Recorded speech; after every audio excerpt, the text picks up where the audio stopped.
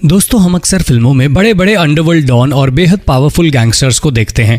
अब बहुत से लोगों को ये लगता है कि इस तरह के पावरफुल गैंगस्टर सिर्फ फिल्मों में ही दिखाए जाते हैं और हकीकत से इनका कोई ताल्लुक नहीं होता है।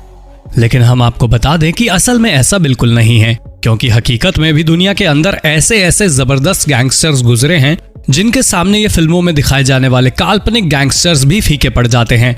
और इसीलिए आज द पॉपकॉर्न टाइम की इस रोमांचक वीडियो में हम आपको भारत के टॉप 5 ऐसे गैंगस्टर्स के बारे में बताएंगे जिन्होंने एक समय पूरे अंडरवर्ल्ड को हिलाकर रख दिया था। और उनके जीवन से जुड़ी सच्ची कहानियों के बारे में जानने के बाद यकीनन आप भी पूरी तरह हैरान रह जाएंगे। तो चलिए अब इस मजेदार वीडियो को शुरू करते हैं। नंबर 5, आनंदपाल सिंह। दोस्तों, आमतौर पर गैंगस्टर अपने किसी एक खास इलाके में ही प्रसिद्ध होते हैं और इसी इलाके में उनका दबदबा भी होता है। अब यह इलाका कोई गांव, कस्बा, शहर या फिर राज्य भी हो सकता है। लेकिन आनंदपाल सिंह नाम का यह गैंगस्टर इतना खतरनाक था कि एक ही समय में इसका दबदबा दिल्ली, हरियाणा, राजस्थान, मध्य प्रदेश और उत्तर प्रदेश के अंदर हुआ करता था। आनंदपाल सिंह का जन्म सन 1975 में राजस्थान के नागौर जिले में हुआ था। आपको ये जानकर हैरानी होगी कि आनंदपाल सिंह एक पढ़ा लिखा आदमी था और उसने बीएड किया हुआ था। शुरुआत में उसका सपना एक सरकारी नौकरी हासिल करने का हुआ करता था, लेकिन नौकरी ना मिल पाने के कारण उसने अपना खुद का कारोबार करना शुरू कर दिया। शुरुआत में उसने सीमेंट और दूध की डेयरी का बिजनेस किया, लेकिन साल 2000 के आसपास वो पॉलिटिक्स और अवैध शराब के धंधे में उतर गया और यहीं से उसके क्रिमिनल बनने की कहानी शुरू हुई। साल 2006 में उसके ऊपर खैरात चौधरी, गोपाल फोगावट और जीवन राम गुदारा की हत्या के आरोप लगे। ये लोग अवैध शराब के धंधे में आनंदपाल के प्रतिद्वंदी हुआ करते थे। मर्डर के इन आरोपों के बाद से ही उसका नाम पुलिस की वांटेड लिस्ट में चढ़ गया। आनंदपाल को AK-47 बंदूक से बड़ा लगाव था और वो हमेशा उसका इस्तेमाल करता था। एक समय तो आनंदपाल का आतंक इतना बढ़ गया कि पुलिस ने उसके सर पर 10 लाख का इनाम भी रख दिया था। साल 2012 में पुलिस ने आनंदपाल को गिरफ्तार कर लिया था, लेकिन 1 सितंबर 2015 को जब उसको कोर्ट की सुनवाई से वापस जेल में लाया जा रहा था तो वो पुलिस की गिरफ्त से फरार हो गया। इसके बाद साल 2017 में पुलिस के द्वारा एक एनकाउंटर में उसको मार गिराया गया। बताया जाता है कि एनकाउंटर से पहले उसने सरेंडर करने की भी कोशिश की थी। साल 2019 में ZEE5 OTT प्लेटफॉर्म पर आनंदपाल के जीवन पर बनी एक वेब सीरीज रंगबाज फिर से भी रिलीज की गई थी। नंबर 4, नदीम उर्फ बिल्लू सांडा। दोस्तों, नदीम उर्फ बिल्लू सांडा नाम का ये गैंगस्टर उत्तर प्रदेश के सहारनपुर से ताल्लुक रखता है।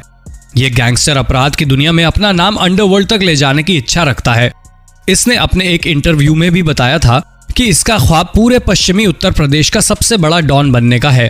अक्सर देखा जाता है कि कोई भी इंसान अपराध की दुनिया में किसी मजबूरी या खुद के साथ हुए किसी अत्याचार की वजह से ही कदम रखता है, लेकिन बिल्लू सांडा एक ऐसा अपराधी है जो किसी मजबूरी या खराब हालात की वजह से नहीं बल्कि अपने शौक की वजह से अपराधी बना है।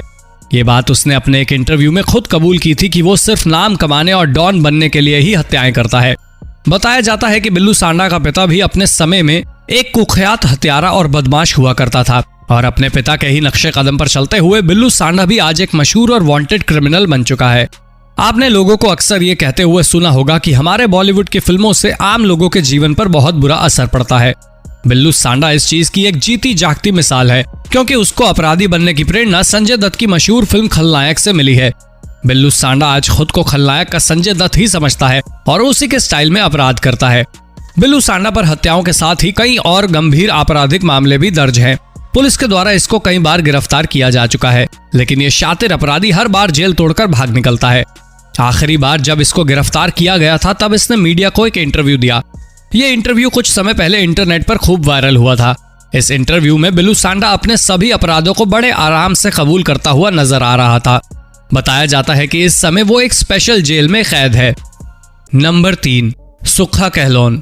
दोस्तों, आपने अपने जीवन में ये कहावत तो बहुत बार सुनी होगी कि बुरी संगति का असर हमेशा बुरा ही पड़ता है, और सुक्खा कहलोन नाम के इस क्रिमिनल पर यह कहावत पूरी तरह फिट बैठती है। दरअसल सुक्खा एक NRI माता पिता की संतान था जिसको बचपन से ही किसी चीज की कोई कमी नहीं थी। सुक्खा का जन्म पंजाब के कहलवा गांव में हुआ था और यहीं इसने अपने जीवन का ज्यादातर समय बिताया था। घर वालों की तरफ से पूरी आजादी थी, इसलिए अपनी पसंद से ही लव मैरिज भी की। शादी के बाद सुक्खा अपनी पत्नी को लेकर ऑस्ट्रेलिया शिफ्ट हो गया था, लेकिन ऑस्ट्रेलिया जाने के बाद पति पत्नी में झगड़ा होने लगा और इसी झगड़े के चलते सुक्खा ऑस्ट्रेलिया छोड़कर वापस पंजाब आ गया। वापस आने के बाद सुक्खा बुरे लोगों की संगति में पड़ गया। इस बुरी संगति ने सिर्फ कुछ ही दिनों के अंदर इसको एक कुख्यात अपराधी बना दिया। अपने समय में सुक्खा के ऊपर 40 से ज्यादा गंभीर आपराधिक मामले दर्ज थे। साल 2018 के जनवरी के महीने में 2 गाड़ियों में भरकर आए कुछ अज्ञात हत्यारों ने सुक्खा पर गोलियों की बौछार कर दी, जिससे मौके पर ही उसकी मौत हो गई थी। नंबर 2, विकास दुबे। इस गैंगस्टर का नाम तो आप सभी लोगों ने जरूर सुना होगा, क्योंकि कुछ समय पहले ही ये काफी सुर्खियों में था। दरअसल विकास दुबे नाम का ये गैंगस्टर सन 1964 में उत्तर प्रदेश के बिकरू गांव में पैदा हुआ था। बताया जाता है कि विकास अपने कॉलेज के दिनों से ही काफी दबंग हुआ करता था और कॉलेज में भी लोग उसके नाम से ही डरते थे। लेकिन उस समय ये कोई नहीं जानता था कि कॉलेज का ये गुंडा एक दिन भारत का सबसे बड़ा वांटेड क्रिमिनल बन जाएगा। यूं तो विकास दुबे लंबे समय से आपराधिक गतिविधियों में लिप्त था, लेकिन उसको पहली बार प्रसिद्धि तब मिली जब उसने थाने के अंदर सभी पुलिस कर्मियों की मौजूदगी में उत्तर प्रदेश के तत्कालीन राज्य मंत्री संतोष शुक्ला की हत्या कर दी थी। उस समय विकास दुबे का दबदबा ऐसा था कि किसी पुलिसकर्मी ने भी उसके खिलाफ इस हत्या की गवाही नहीं दी थी, इसलिए उस अपराध में ये बड़ी आसानी से बच गया था। इस तरह की आपराधिक गतिविधियों में सक्रिय रहने के साथ ही उसने राजनीति में भी अपने पैर पसारने शुरू कर दिए थे। गैंगस्टर्स का एक नियम होता है कि वो कभी भी पुलिस पर हमला नहीं करते हैं, लेकिन विकास दुबे दूसरे गैंगस्टर्स से बिल्कुल अलग था और मौका मिलने पर वो पुलिस पर भी गोली चलाने से नहीं कतराता था। एक बार जब पुलिस की एक टीम उसको गिरफ्तार करने के लिए उसके पास पहुंची तो उसने उन पर अंधाधुंध फायरिंग शुरू कर दी। इस जबरदस्त फायरिंग में 8 पुलिस कर्मियों की मौत हो गई थी। ये विकास के द्वारा किया गया उसके जीवन का सबसे बड़ा अपराध था। इस घटना के बाद उत्तर प्रदेश की पुलिस उसके पीछे हाथ धोकर पड़ गई थी। विकास ने भागने और छिपने का बहुत प्रयास किया, लेकिन कुछ ही दिनों में मध्य प्रदेश की पुलिस ने उसको उज्जैन के महाकाल मंदिर में दबोच लिया। हालांकि कुछ लोगों ने यह भी बताया कि विकास ने खुद ही सरेंडर किया था। इसके बाद मध्य प्रदेश पुलिस ने उसको उत्तर प्रदेश पुलिस को सौंप दिया।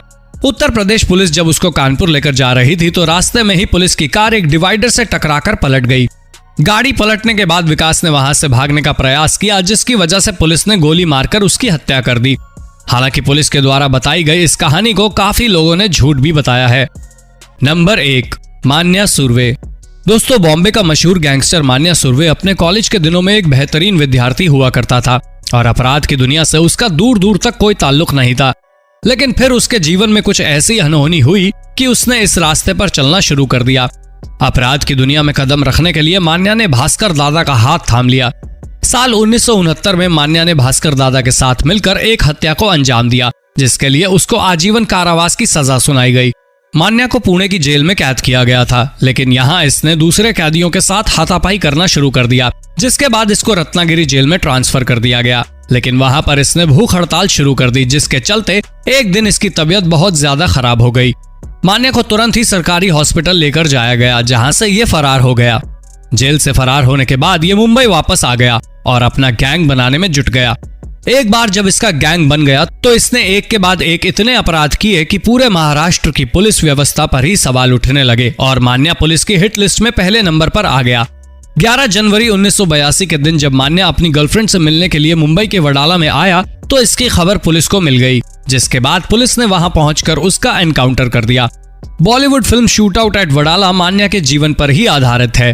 तो दोस्तों, हमारी आज की इस वीडियो में बस इतना ही। आपको ये वीडियो कैसी लगी हमें कमेंट करके जरूर बताइए। वीडियो अच्छी लगी हो तो वीडियो को लाइक और शेयर जरूर करना। हम ऐसी ही रोमांचक वीडियो आपके लिए हर रोज लेकर आते हैं। धन्यवाद।